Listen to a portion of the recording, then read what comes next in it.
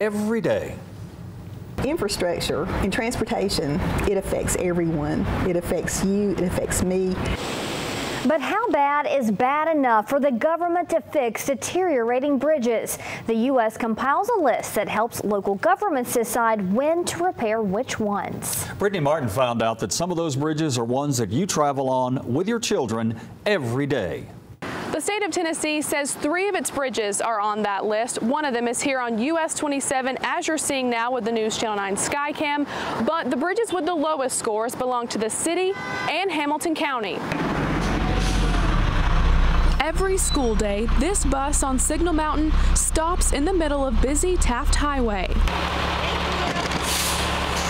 Jennifer Morris waits for her son Micah, then walks him home. Did you have much makeup work since you missed yesterday? You did? They walk over this bridge on Shoal Creek Road. The state considers it so weak, the school bus can't drive over it.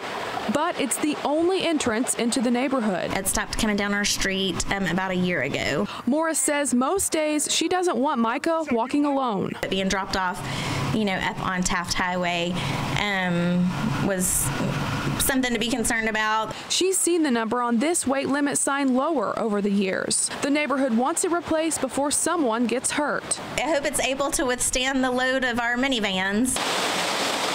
Right now, the Shoal Creek Falls Bridge is scored at 39 out of 100. It's one of 13 structurally deficient bridges in our area. The Tennessee Department of Transportation ranks these bridges, then compiles a list, deciding which ones need repairs. Only 3 of these are the state's responsibility. The rest belong to the city and county.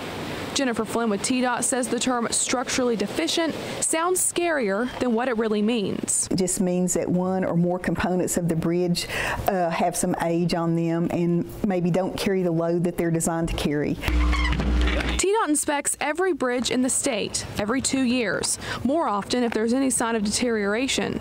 We followed Inspector Jason Tays and his team as they checked out this bridge on Harrison Pike. When we come out here, we inspect everything 100 feet from either end of the bridge and everything in between. Inspecting a small bridge like this one only takes about 20 minutes. They look at the top and bottom of the bridge. A hammer helps them pinpoint any sign of loose concrete. It's okay for pieces of concrete to fall off, but we definitely want to make note of that. Blythe Bailey with the Chattanooga Department of Transportation says we've reached a point in our society where a lot of bridges and roads are wearing out at the same time. It does sometimes seem that we're growing faster than we can keep up, and we need to be very cognizant of that. Right now, TDOT is working on Highway 27. These bridges were rated in the low 40s. Their scores are higher than others in our area, but they see more traffic, making this a priority project. Next, they'll fix this bridge on I-24, crossing over Germantown Road. It scored a 30. Back on Signal Mountain, the town says they're working on a plan to fix the Shoal Creek Bridge.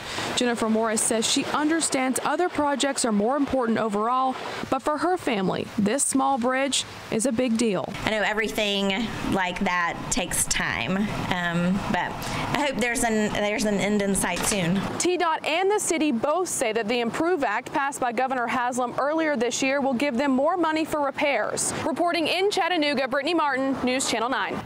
And if you'd like to see which bridges near you are on the deficiency list, we have a link on our website, newschannel9.com. TDOT has them listed by county and notes if they are owned locally or by the state.